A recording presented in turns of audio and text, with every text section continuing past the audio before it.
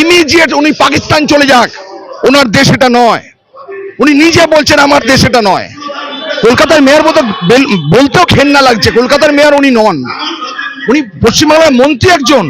ওনার মুখে শোভা দেয় উনি হিন্দুদেরকে আবাবেগকে দুঃখ দিলেন, কষ্ট দিয়েছেন।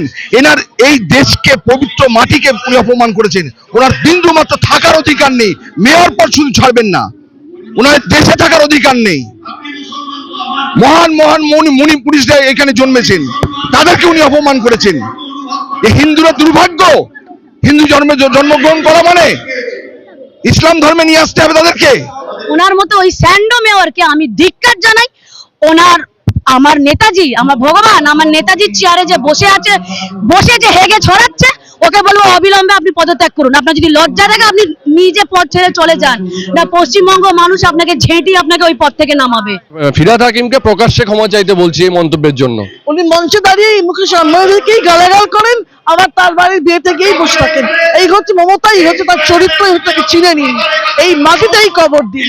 পাকিস্তানের বিরুদ্ধে বলবো না, ববি হাকিম যে উক্তি করেছে, হিন্দুদের ভাবাবেগকে উনি আঘাত করেছেন, তার বিরুদ্ধে কথা বলা হচ্ছে। আমি একজন হিন্দু, হিন্দু ধর্মে বিশ্বাসী, আমায় কষ্ট দিয়েছেন না, আমার হিন্দু ধর্মকে কষ্ট দিয়েছেন।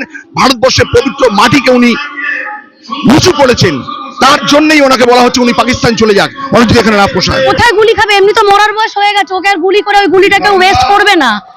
বয়স হয়ে গেছে মানুষের, 70-এর পর 72-এ লাগে, ওই 72-এ হয়ে গেছে বলে ভুল ভাল বকছে। ওনাকে বলুন গ্যাসের ওষুধ খেয়ে সকালবেলা ইন্টারভিউ দেওয়ার আগে অবশ্যই একটা গ্যাসের ওষুধ খেয়ে বসতে বলুন, এত ভুল ভাল বকে। হাগার দরকার নেই, আমাদের হাগা হচ্ছে গোবর। গোবর মাথায় দিক, ওনার সুবুদ্ধি হবে। উনি যে বলেছেন না দাওয়াতে ইসলাম, তো ওনার নিজের দিদিকে উনি সেই প্রস্তাবটা উনি দিয়েছেন দাওয়াতে ইসলাম।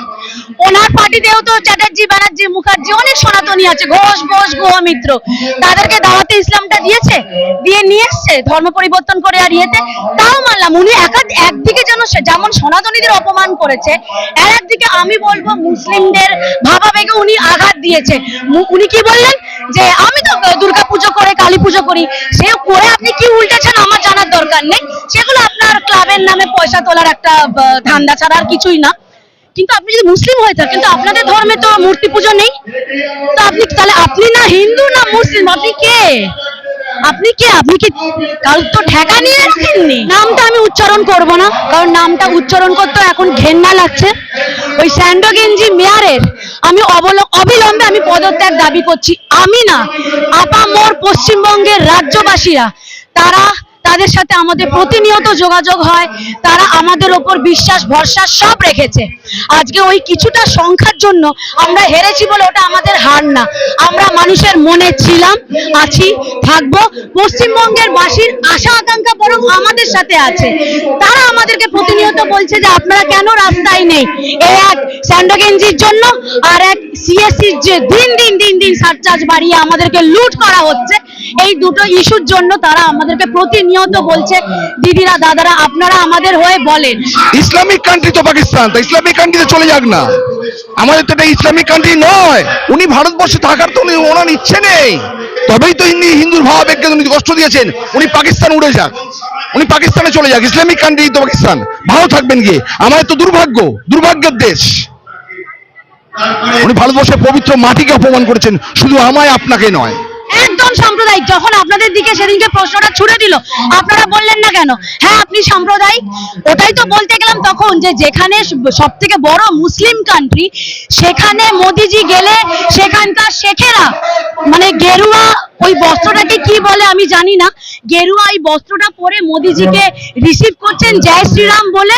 আর আরব কান্ট্রিতে সব থেকে বড় মন্দির তারা প্রতিষ্ঠা করে দিয়েছে, তো নিশ্চয়ই আরবদের শেখের ওপর বেশি বড় উনি মুসলিম নিজেকে প্রমাণ করবেন না বা বলবেন না। অতএব ওনার মতো ওই স্যান্ডো মেয়রকে আমি ধিক্কার জানাই। ওনার, আমার নেতাজি, আমার ভগবান, আমার নেতাজির চেয়ারে যে বসে আছে, বসে যে হেগে ছড়াচ্ছে, ওকে বলবো অবিলম্বে আপনি পদত্যাগ করুন। আপনার যদি লজ্জা থাকে আপনি নিজে পদ ছেড়ে চলে যান, না পশ্চিমবঙ্গ মানুষ আপনাকে ঝেঁটিয়ে আপনাকে ওই পদ থেকে নামাবে। মুখ্যমন্ত্রী মুকেশ আম্বানির বিয়েতে, ছেলের বিয়েতে গেল। আরে ওটা দেখে তো হেসে মরে যাচ্ছি। কি দেশ বিক্রি করে দিয়েছে না ওর কাছে, তো উনি কি আবার কিনতে গেছিলেন? উনি কি আবার কিনতে গেলেন? কিনে আমাদের পশ্চিমবঙ্গকে উপহার দেবে বলে উনি ওখানে গেলেন। আরে এক মুখে কত কথা হয় ভাই, মানুষের স্ট্যান্ড তো একটা থাকবে, হ্যাঁ নয়তো না। তাহলে যার এতদিন ধরে যার জন্য চেঁচালি, আর আপনার আগের প্রশ্নের উত্তরটা দিয়ে দিই, আমাদের পারমিশন প্রশাসন দিচ্ছিল না, আন্দোলন বা ধর্নার পারমিশন দিচ্ছিল না, সেই সব কিছুর জন্যই তো আমাদের লড়তে হয়। তো অমিত মালব্য এসে কানে কানে স্যান্ডো মেয়রকে বলে গেছে এই আপনি এটা বলবেন, অমিত মালব্য এসে বলে গেছে কানে কানে এই আপনি এটা বলবেন। শুনুন, ওইসব যে নোংরামো করছে না, এদের কাছে কোনো এজেন্ডা নেই, ওই একটাই এজেন্ডা হিন্দু মুসলিম। আজকে আমি এটাও বলবো মুসলিমদেরও ভুল ভাল বুঝিয়ে, কারণ জানে আমার ওই একটাই আছে। কেন আজকে বলুন তো, ওই আব্দুল কালামের পর আর আমাদের কাছে আছে কোনো নাম? মুসলিম ছেলে মেয়েদের মধ্যে কি ক্ষমতা নেই? ডাক্তার হবে, ইঞ্জিনিয়ার হবে, পাইলট হবে, প্লেন চালাবে, দেশের জন্য সার্ভ করবে? ও না, তাদেরকে খালি ভুল বুঝিয়ে রাখো, মাদ্রাসা ছাপ করে রাখো, বেশি পড়িও না। তাদেরকে পড়াশোনা করে শিক্ষিত করে দিলে আমার হয়ে ঢিল ছুড়বে কে, আমার হয়ে মারামারিটা করবে কে? ওদেরকে মরতে দাও, পুরনো হোক বা নতুন হোক, তার যারা মেন্টার, তার মেন্টারের তো উচিত ছিল সে যেই হোক। আজকে তো আপনি নিজে বলুন না যে আপনি পারবো, আপনি রাস্তায় নেমে, পাড়ায় নেমে এরকম একটা বিবাদ বা এরকম একটা মীমাংসা করতে পারবো? আপনার প্রশাসনের ভয় নেই? সঙ্গে সঙ্গে তো ঘপাত করে আমাকে ধরবে। যদি কোনো বাবার মাথায় হাত না থাকে, আপনি পারবো? আগে আমাকে এই প্রশ্নের উত্তরটা। হিন্দু ধর্ম, সনাতন ধর্ম, আমরা শান্তিপ্রিয়, সেজন্য এখনো কোনো কিছু হয়নি। বা অন্য জায়গায় যদি এই মন্তব্যটা যদি হিন্দুদের কেউ করতো, তাহলে কলকাতার বুক সহ সারা ভারতবর্ষে কি হতো সেটা আপনারাই জানেন। নুপুর শর্মার কেসটা আপনারা দেখেছিলেন। হ্যাঁ, আমরা সহনশীল বলে এখনো মানে ভালোভাবে ওই থেকে, হ্যাঁ আমরা ক্ষমা চাইতেই বলছি, ক্ষমা চাক সবার সামনে, আমরা ক্ষমা করে দেব। কারণ কলকাতা কর্পোরেশনের মেয়রের পদটা অত্যন্ত গরিমাপূর্ণ একটি পদ। আমরা বাঙালিরা জানি এই পদের গুরুত্ব এবং এই পদের মাহাত্ম্য। এমন একজন ব্যক্তি এখন মমতা বন্দ্যোপাধ্যায় চুটি চাটার সৌজন্যে সেই পদটা আহরণ করে বসে আছেন, তিনি তার যোগ্য নন। তিনি এমন একটি উক্তি করেছেন যে উক্তির পুনরাবৃত্তি আমি করছি না, এতক্ষণে ভারতবর্ষ পেরিয়ে বিদেশি মাটিতে সেই উক্তি পৌঁছে গিয়েছে এবং ভারতবর্ষের দিকে লজ্জার তীর ছুঁড়ে দিচ্ছে আপামর বিশ্ব। এই মেয়র যতদিন চেয়ারে থাকবে, বাংলা ও বাঙালির লজ্জা। তাই আমরা এই বাংলার প্রকৃত বিরোধী দল যারা ভারতীয় জনতা পার্টি, আমরা এখানে একত্রিত হয়েছি এই মেয়রকে নিঃসন্দেহে সম্প্রদায় উনি কথা বলতে পারতেন নাকি, বরং উনি এতদিন মানুষকে বোকা বানিয়েছিলেন বিভিন্ন পুজোর সঙ্গে যুক্ত থেকে। আমরা ওকে অসাম্প্রদায়িক ভেবে ভুল করেছিলাম। নীলবর্ণ শ্রীগালের মতো গা থেকে রং খসে গেছে, উনি যা তাই বেরিয়ে পড়েছে। কথায় জিজ্ঞাসা হচ্ছে, বলছে মদন মিত্র, সৌগত রায় গুলি খাওয়ার ভয় করছে। হ্যাঁ, বিকজ যাকে একসময় যে জায়ান্টকে আজকে জায়ান্ট বানিয়েছে, এখন সেই জায়ান্ট তাদের দিকেই বাঘ হয়ে ওই মুনিকে একটা গল্প ছিল না, মুনি এক বিড়ালকে বাঘ বানিয়েছে, সেই বাঘ খেতে যাচ্ছিল, ওদেরও সেই অবস্থা হয়েছে যে জয়ন্তকে জায়ান্ট বানিয়ে এখন সেই বাঘ কখন খাবে সেই ভয় পাচ্ছে। এটাই স্বাভাবিক, এটাই হয়।